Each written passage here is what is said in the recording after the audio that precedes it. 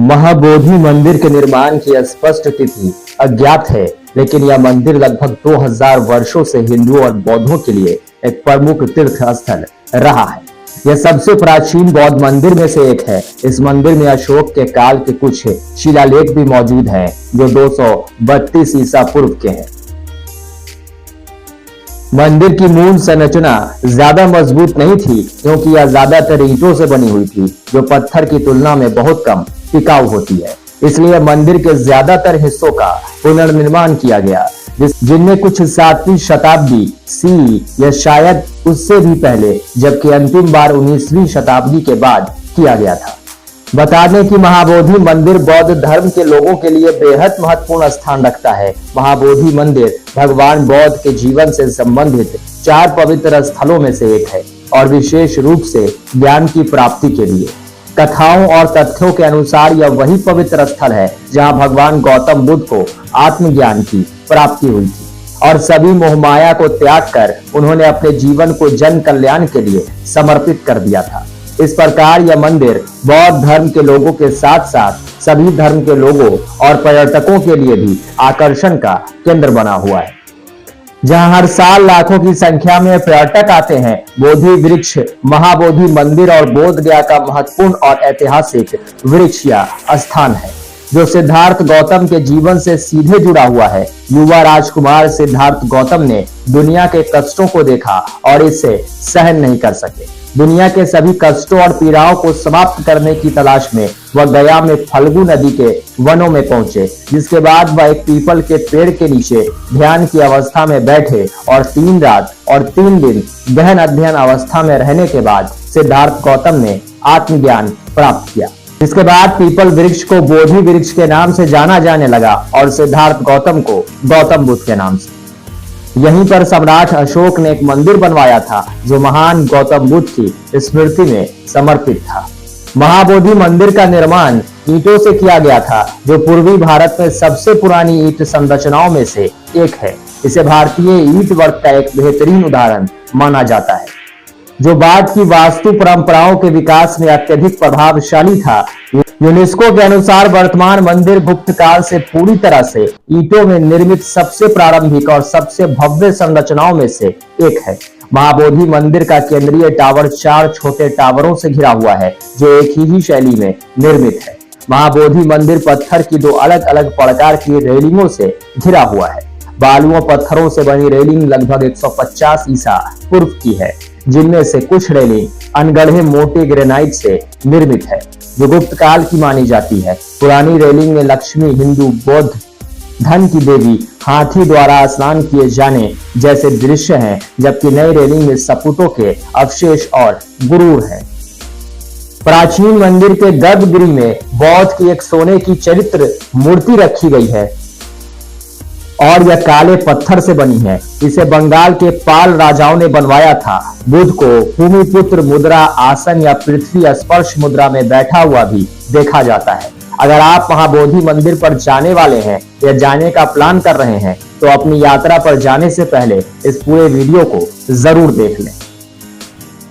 जब भिक्षु और भक्त एक साथ बोधि वृक्ष के चारों ओर पूजा करते हैं, तो उस दृश्य को अवश्य देखें। आप जब महाबोधि मंदिर की यात्रा पर आए, तो ध्यान रखें, मंदिर के भीतर फोटोग्राफी और मोबाइल फोन ले जाने की अनुमति नहीं है, इसलिए इन सब चीजों को बाहर अपनी गाड़ी में छोड़ जाएं। ध्यान दें कि मंदिर की पूर्वी एवं विस्तृत यात्रा के लिए 2-3 घंटे का समय जरूर व्यतीत करें। यदि आप महाबोधि मंदिर की यात्रा पर जाने वाले हैं और मंदिर की टाइमिंग सर्च कर रहे हैं, तो हम आपको बता दें, महाबोधि मंदिर प्रतिदिन सुबह 5 बजे से दोपहर 12 बजे और फिर शाम 4 बजे तक खुला रहता है।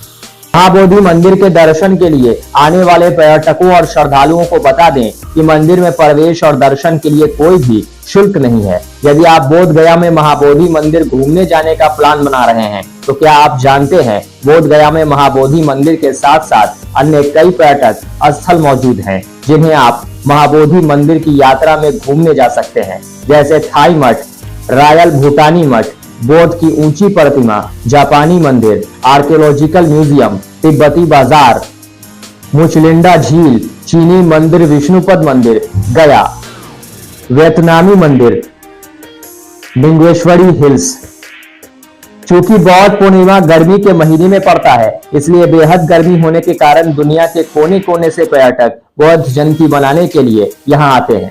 अगर आप मई के महीने में बोध गया आते हैं तो सूती कपड़े पहनकर आए। अप्रैल से जून के बीच यहाँ गर्मी पड़ती है, इसलिए पैदल चलकर बोध गया के सभी स्थल देखना संभव नहीं हो पाता। इसलिए इस महीने में कम पर्यटक आते हैं। मार्च से अक्टूबर के बीच का महीना बोध गया आने के लिए सबसे अच्छा माना जाता है। इस दौरान पर्यटक बिना अधिक गर्मी या बारिश के बेहद आराम से बोध गया घूम सकते हैं।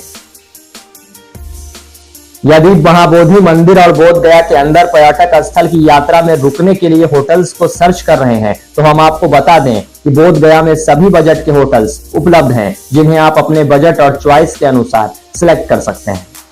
भगवान बुद्ध से संबंधित मंदिर और पर्यटन स्थल होने के कारण बोध गया सड़क मार्ग, ट्रेन और फ्लाइट सभी द्वारा काफी अच्छी तरह से जुड़ा हुआ है।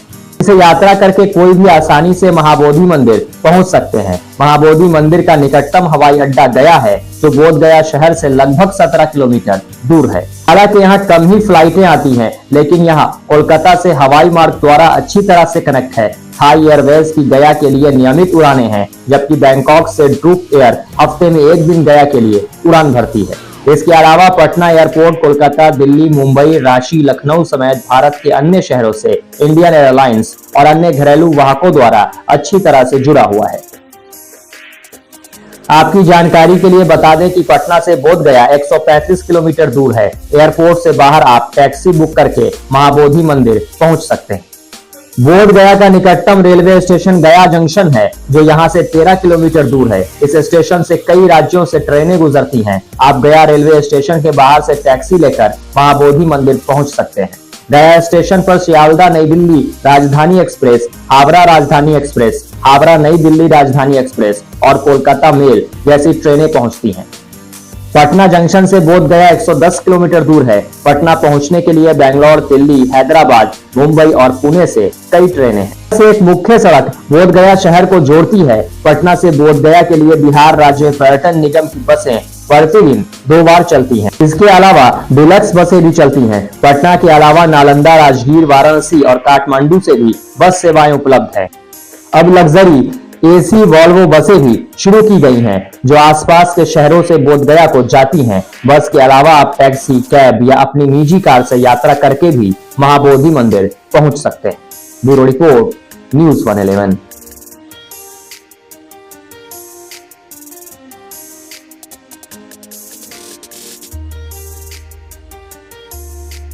न्यूज़ 111 के वीडियोस को देखने के लिए चैनल को सब्सक्राइब करें और बेल आइकन का बटन दबाएं।